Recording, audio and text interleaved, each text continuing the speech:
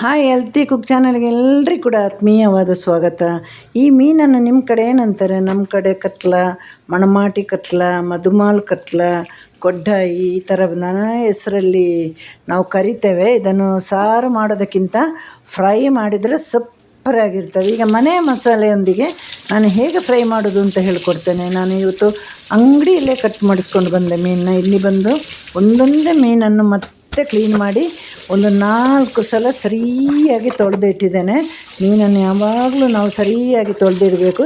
ಎಷ್ಟೆಷ್ಟೋ ದೂರದಿಂದ ಬರೋದಲ್ವ, ಇಲ್ಲಿ ಮಾರ್ಕೆಟ್ಗೆ ಬಂದ ಮೇಲೆ ಅದರ ಅವಸ್ಥೆ ಗೊತ್ತಿಲ್ಲ. ಹಾಗೆ ಮಾಡಿ ಆಮೇಲೆ ಕ್ರಾಸಾಗಿ ಈ ಥರ ಲೈನ್ ಹಾಕಬೇಕು. ಯಾಕಂದರೆ ಸ್ವಲ್ಪ ದೊಡ್ಡ ಮೀನಲ್ವ, ಒಳ್ಳೆ ಉಪ್ಪು ಖಾರ ಎಳಿಬೇಕು. ಸ್ವಲ್ಪ ಡೀಪಾಗಿ ಲೈನ್ ಹಾಕಿದರೆ ಒಳ್ಳೆಯದು, ಆಗ ನಮಗೆ ಉಪ್ಪು ಖಾರ ಎಲ್ಲ ಎಳೀತದೆ. ಈಗ ಮಸಾಲೆ ರೆಡಿ ಮಾಡಬೇಕು. ನಾನಿವಾಗ ಈ ಮಸಾಲೆ ಅರ್ಧ ಭಾಗವನ್ನು ಫ್ರಿಜ್ಜಲ್ಲಿ ಇಡ್ತೇನೆ.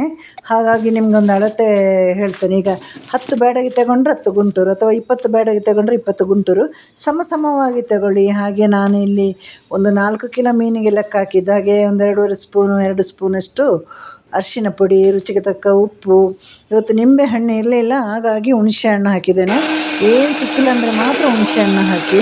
ಯಾಕೆಂದರೆ ಹುಣಸೆ ಹಣ್ಣು ಹಾಕಿದರೆ ಮೀನು ಸ್ವಲ್ಪ ಫ್ರೈ ಮಾಡುವಾಗ ಕಪ್ಪು ಕಲರ್ ಬರ್ತದೆ. ಬೆಸ್ಟ್ ನಮಗೆ ಲೆಮನ್ ಜ್ಯೂಸ್, ಅದು ಬಿಟ್ಟರೆ ವಿನೆಗರ್ ಬಿಟ್ಟರೆ ಹುಣಸೆ ಹಣ್ಣು ಹಾಕಿ. ಒಟ್ಟಲ್ಲಿ ಹಾಕಲೇಬೇಕು. ದೊಡ್ಡ ನಿಂಬೆಹಣ್ಣಿನ ಅಷ್ಟು ಗಾತ್ರ ಎಲ್ಲ ಹಾಕಿ ಈಗ ಒಳ್ಳೆ ಒಂದು ಸ್ವಲ್ಪ ನೀರು ಹಾಕಿ ಈ ಥರ ಪೇಸ್ಟ್ ಮಾಡಿದ್ದೇನೆ ನೋಡಿ. ಉದ್ದಿನ ದೋಸೆಗಿಂತ ಸ್ವಲ್ಪ ದಪ್ಪ ಅಂತ ಲೆಕ್ಕ ಇಟ್ಟರೆ ಸಾಕು.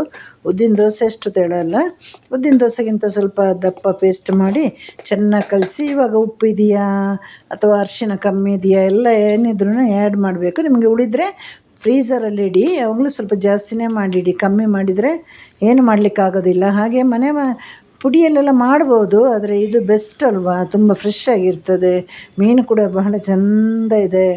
ಅದಲ್ಲದೆ ಮೀನಿಗೆ ರೇಟು ಇದೆ. ಸ್ವಲ್ಪ ಕಷ್ಟಪಟ್ಟು, ತುಂಬ ಕಷ್ಟ ಏನಿಲ್ಲ, ಮಸಾಲೆಯನ್ನು ಉರಿಲಿಕ್ಕಿಲ್ಲ. ಹಾಗೆ ಮೆಣಸನ್ನು ತೊಳಿಬೇಕು ಮಾತ್ರ. ತೊಳೆದು ನಾವು ಸ್ವಲ್ಪ ನೀರು ಹಾಕಿ ಹುಣಸೆ ಹಣ್ಣು ಇದೆಲ್ಲ ಹಾಕಿ ಕಡೆದ್ರೆ ಆಯ್ತು. ಈಗ ತೋರಿಸಿದ್ದೀನಲ್ವ, ಇದನ್ನು ಹೀಗೆ ಮಿಕ್ಸ್ ಮಾಡಿ ನೀವು ಸಾಮಾನ್ಯವಾಗಿ 1 ಗಂಟೆಯಿಂದ ಹಿಡಿದು 1.5 ಗಂಟೆ ಮ್ಯಾರಿನೇಟ್ ಮಾಡಬೇಕು. ಯಾಕಂದರೆ ಉಪ್ಪು ಖಾರ ಎಲ್ಲ ಎಳಿಬೇಕು.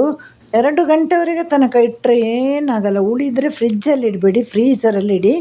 ನಾಳೆ ಮತ್ತೆ ಬೇಕಂದರೆ ಹೊರಗಡೆ ಇಟ್ಟು ಟೆಂಪ್ರೇಚರ್ಗೆ ಬಂದಾಗ ಅದನ್ನು ಮತ್ತೆ ಫ್ರೈ ಮಾಡ್ಬೋದು. ಈಗ ನಾನು ಕಬ್ಬಿಣದ ಕಡಾಯಿಯಲ್ಲಿ ಇವತ್ತು ಮಾಡ್ತಾಯಿದ್ದೇನೆ, ಬೇಗ ಆಗ್ತದೆ. ಯಾವುದರಲ್ಲಿ ಮಾಡಿದ್ರೂ ಪಾತ್ರೆ ಬಿಸಿಯಾಗಬೇಕು, ಎಣ್ಣೆ ಬಿಸಿಯಾಗಬೇಕು, ಮೀಡಿಯಮ್ ಫ್ಲೇಮಲ್ಲಿ ಇಡಬೇಕು, ಇಲ್ಲೊಂದು ಸೀದು ಹೋಗ್ತದೆ. ಸ್ವಲ್ಪ ಕಪ್ಪು ಬಣ್ಣ ಬಂದಿದೆ ನೋಡಿ, ಅದು ಹುಣಸೆ ಹಣ್ಣು ಹಾಕಿದ್ರೆ ಟೇಸ್ಟ್ ಇರ್ತದೆ. ಮೀನಿಗೆ ಕೆಲವರಿಗೆ ಕಲರ್ ಬೇಕಾಗ್ತದೆ. ಇದನ್ನು 2 ಸೈಡಲ್ಲಿ ಮಗುಚಿ ಹಾಕ್ತಾ ಹೋಗ್ಬೇಕು. ಯಾಕಂದರೆ ಸ್ವಲ್ಪ ದಪ್ಪ ಇದೆ ಅಲ್ವಾ ಮೀನು, ಒಳಭಾಗ ಎಲ್ಲ ಬೇಯಬೇಕು. ಹಾಗೆ 2 ಸೈಡಲ್ಲಿ ಈ ಥರ ಬೇಯುವಾಗ ಕೊನೆಯಲ್ಲಿ ಸಿಮ್ಮಲ್ಲಿ ಬೇಕಾದರೆ ಇಡಿ. ಈಗ ನಮ್ಮ ಫಿಶ್ ಫ್ರೈ ರೆಡಿಯಾಗಿದೆ. ಕೊಡ್ಡಾಯಿ ಅಥವಾ ಕಟ್ಲ ಅಥವಾ ಏನೇನು ಬೇಕಾದರೂ ಕರಿಬೋದು. ಎಲ್ರಿಗೂ ಟಾಟಾ, ಬಾಯ್, ಸಿ ಯು, ಟೇಕ್ ಕೇರ್.